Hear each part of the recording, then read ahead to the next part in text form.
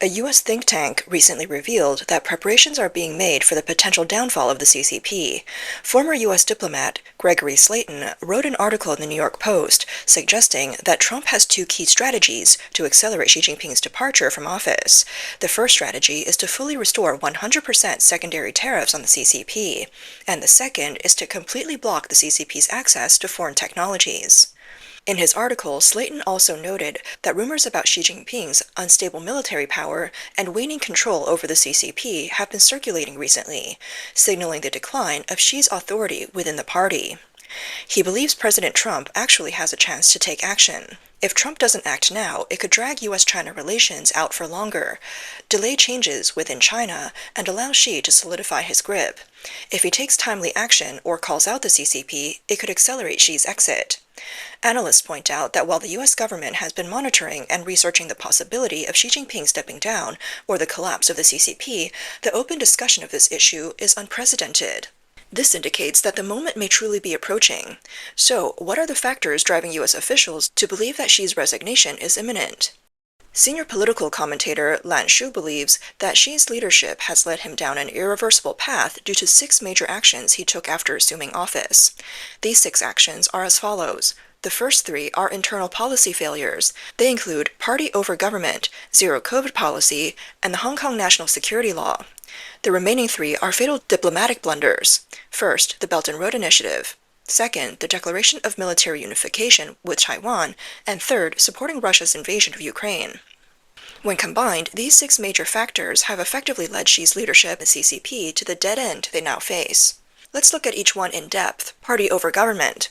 In 1978, during the 3rd plenary session of the 11th Central Committee, the starting point of China's reform and opening up was the separation of party and government, but Xi Jinping has now reversed this by vigorously raising the CCP's red flag and establishing numerous leadership groups to replace the State Council. This approach has led to all government policies, especially economic ones, having to align with Xi's ideological needs. It was known that the CCP's planned economy had already reached a dead end, and it was only when market reforms were reluctantly introduced that China enjoyed decades of economic development. But after Xi Jinping came to power, in order to secure his position, he began a large-scale purge of political opponents. When he was close to victory, he did not take the opportunity to dismantle the CCP or eliminate the opposition force's strongholds. Instead, he colluded with them to divide the spoils and began plotting his own financial schemes. But his approach was naive. The internal power struggles within the CCP have always been a life-or-death matter. His purged political rivals would never let him off easily, and have been waiting for the right moment to strike back. Moreover, the Democratic supporters and party followers who initially supported him have become disillusioned, gradually shifting from allies to enemies. For the sake of his own safety and political survival, Xi Jinping could only raise the CCP's blood flag and consolidate his power through constant purges of his enemies. Economically, he made a sharp left turn with the party over government approach, ultimately leading China back to the dead end of a planned economy. The second major issue is the zero COVID policy. Lan Shu agrees that the zero COVID policy was actually the first shot that pierced the economic bubble in China. Many people believe the 3 red lines in real estate were the first shot, but in reality, that was the second shot. The first shot was zero COVID. After zero COVID was implemented, the entire economic bubble began to burst. Feeling that wasn't enough, Xi fired another shot by enforcing the 3 red lines on the real estate sector, which completely popped the bubble. The third major issue is the Hong Kong national security law. Starting in 2001, the U.S. allowed China to join the World Trade Organization, and at that time, the West believed that the CCP might change. The foundation of this belief was the idea that the CCP's one country, two systems policy could succeed, with Hong Kong as the symbol of this commitment. In 2020, Xi Jinping pushed forward the Hong Kong national security law, effectively tearing apart the one country, two systems principle. This move led Western countries to lose faith in the CCP, recognize the reality, and begin a full-scale decoupling. Therefore, the Hong Kong national security law was a fatal blow to China's economy. It shattered the West's illusion that China could change, making it clear to everyone that the CCP's authoritarian regime would not evolve into a free and democratic system. The consequence was a massive outflow of capital, technological blockades, and a loss of talent, one wave after another. The first major diplomatic blunder is the Belt and Road Initiative. Originally, the purpose of the Belt and Road Initiative was to strengthen ties with countries in Asia, Africa, and Latin America. In the end, it became a massive money-burning project. The CCP poured vast sums of money into it, and many countries are still unable to repay their debts, resulting in what has been labeled debt trap diplomacy. The international community became increasingly aware, realizing that the CCP wasn't there to help or foster economic growth, but rather to exert control. In recent years, as China's domestic economy has faced severe decline, many unfinished or ongoing projects within the Belt and Road Initiative have encountered funding shortages and ended up unfinished. This has further tarnished the CCP's image, driving it into new lows. The second major diplomatic blunder is the declaration of military unification with Taiwan.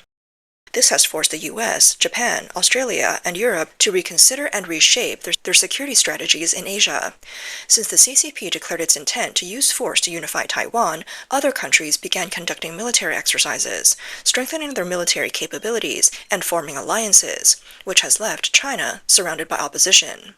Now the CCP neither has the capability to achieve military unification with Taiwan, nor the courage to backtrack on its words. Instead, it resorts to constant harassment of Taiwan by sending naval vessels and military aircraft, cutting undersea cables in international waters, and creating incidents to assert its presence. This has only intensified global resentment toward the CCP. The third major diplomatic blunder is supporting Russia's invasion of Ukraine. This move has effectively drained the last remaining trust and illusions the world had in the CCP. Not only did the CCP fail to condemn the aggressor, but it also continuously supported Russia, providing behind-the-scenes assistance. As a result, Western countries not only imposed comprehensive sanctions on China, but also tied the CCP to Russia, viewing them as the core of the axis of evil.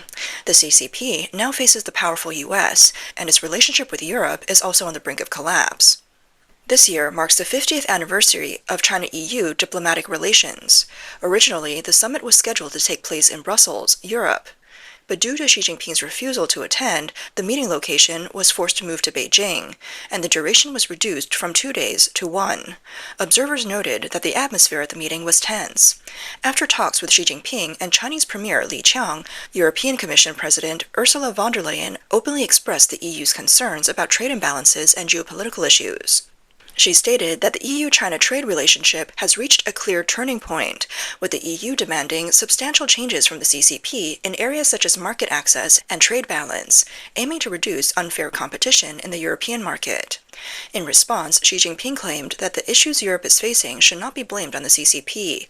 He reversed the demand, urging the EU to lift trade restrictions and continue opening its market to China. He even went so far as to tell the EU to make the correct strategic choices. Director of the Asia Center at the French Institute of International Relations, Marc Julien, analyzed that the level of tension at the summit was unprecedented. Issues such as the Ukraine war, trade imbalances, China's rare earth export controls, and human rights became focal points of intense confrontation between the two sides. Especially regarding the Ukraine war, the EU has explicitly demanded that Beijing put pressure on Russia to promote peace negotiations. The EU had previously imposed sanctions on 2 Chinese banks and 5 companies, which deeply displeased Beijing. These 6 actions, when considered together, are all disastrous decisions. In reality, they reflect the consistent policy and nature of the CCP, which had been concealed during periods of economic underdevelopment. The CCP has always used deception and bribing of politicians to hide its true intentions. In his efforts for self-preservation, Xi Jinping has merely exposed all of this to the world. Therefore, Gregory Slayton believes now is the best time. If President Trump hesitates or waits, he may miss this historic window, allowing the CCP to regain its footing. But if he acts decisively, not only could he change the course of the CCP regime, but he would also redefine the future direction of U.S.-China relations. It should be acknowledged that Slayton's advice is not just a strategic judgment, but also a precise understanding of the current international situation. He has recognized the internal and external dilemmas Xi Jinping faces, the fragile nature of the CCP's regime, and the golden opportunity for the U.S. to exert pressure and drive change at this moment. There's currently a viewpoint suggesting that even if Xi Jinping steps down, his successor will only bring a change in name, not in substance. Every CCP official coming to power focuses on the same goal, using the CCP system to benefit themselves. Therefore, they will all maintain the CCP, and this will not lead to any real change in China. Some analysts point out that this has been the case in the past, but times have changed. Under Xi's leadership, the CCP has fully exposed its true nature, and the world has now seen the evil of the CCP. Xi Jinping, in his efforts to preserve the party, has gone to great lengths, taking drastic measures that have pushed the economy to the brink of collapse. At this point, Xi's fate and that of the CCP are tightly intertwined. In China, there's now hardly anyone who truly believes in communism. The only driving force maintaining the legitimacy of the CCP regime is the economy. Once the economy falls to a critical point, and once the CCP's military, police, and other violent machinery can no longer be paid, the CCP's rule will collapse in an instant, and China's current economic situation is already very close to this tipping point. A recent report from the international consulting firm Oliver Wyman has had the impact of a bomb dropped into China's wealthy circle. The report reveals that 22% of China's affluent population hold a negative outlook on China's economic prospects. This level of pessimism even surpasses that of the peak of the COVID lockdowns in October 2022, which was at 21%. The analysis suggests that this is not just a short-term fluctuation, but a, quote, fundamental change in mentality. Various signs indicate that China's economy is beyond saving. A vlogger commented that this report highlights how even the upper middle class, with annual incomes in the hundreds of thousands and significant assets, are collectively losing confidence. Young wealthy individuals from 18 to 28 who once lived in first-tier cities and were at the top of the social pyramid are now losing hope at a visibly rapid pace. They no longer have a passion for luxury goods, are no longer actively investing or starting businesses, and even begin to give up on the dream of upward social mobility, instead seeking to escape from the suffocating country. Imke Wouters, a partner at Oliver Wyman, stated that this pessimistic outlook is not just a short-term sentiment, but represents a fundamental change in mindset. The blogger remarked that this statement is the truly frightening part. When even the wealthy no longer dare to consume, invest, or believe in the future, who will keep China's economy afloat? This sense of economic despair has lingered since the end of the zero-COVID policy at the end of 2022, with China's consumer confidence index remaining at historic lows and showing no signs of recovery for 3 years. This is confirmed by data from the National Bureau of Statistics. It shows that retail sales of consumer goods in the first half of 2025 only grew by 1.6% year-on-year, marking the weakest performance in nearly a decade, and shattering the narrative of strong consumption in China. Oliver Wyman's report states that this shift in mentality will affect overall economic activity. The report notes, the longer this drags on, the more pessimistic they'll become about the long-term outlook. Consumption will become more cautious. Analysts point out that once Xi Jinping can no longer hold on, and his successor realizes that taking over the mess left by him no longer offers any benefits, continuing to uphold the CCP regime could lead to a full reckoning. In that case, his successor may very well announce the disbanding of the CCP. Therefore, if Xi Jinping steps down, it could signal the imminent collapse of the CCP. A person revealed that with the CCP's fourth plenary session approaching, Xi Jinping is making a final push, with the support of the faction belonging to the former CCP leader Jiang Zemin. The Jiang faction is now aligned with Xi's thinking, as they believe that if the CCP collapses, they will inevitably face a reckoning. Rumors from China suggest that 3 key figures from the Jiang faction, Zheng Qinghong, Zhang Dejiang, and Jia Qingling, hope that Xi Jinping remain in the position of CCP General Secretary until the 21st Party Congress. At the same time, Ding Xuexiang will succeed as the CCP General Secretary, restoring the collective leadership system, while the chairman of the Central Military Commission will be Zhang Youxia, a career military officer from a Red family. At that time, Xi Jinping may host the 93rd Military Parade, with Zhang Youxia reviewing the troops. Sources say that the key anti-Xi figure, Zhang Youxia, must not only guard against Xi's faction, but also against Zheng, Zhang, and Jia. For Zhang Youxia, dismantling the CCP and a full reckoning is the only way to prevent internal power struggles and retaliation, ensuring he doesn't have to worry about reprisals from any faction. People have pointed out that the internal power struggle within the CCP has reached a boiling point, but there's currently a consensus among the highest levels of the various factions. They all hope to avoid publicly tearing each other apart and exposing their conflicts to the international community. This concern, they note, is an advantage for Xi Jinping. Therefore, it is particularly important for the Trump administration to intensify its pressure on the Xi regime. The enormous external pressure from the U.S. could disrupt the CCP's so-called peaceful transition process and hasten the collapse of the CCP. At the same time, since Xi Jinping came to power, purges within the government have been ongoing. The problem of government inefficiency has worsened, with lower-level CCP officials essentially giving up and no longer fulfilling their duties. Experts suggest that in the post-CCP era, the system has lost its drive, with officials simply going through the motions, waiting for the inevitable collapse. On July 23rd, the CCP's official newspaper, People's Daily, published an article quoting Xi Jinping's criticism during a 2022 speech at the Central Party School.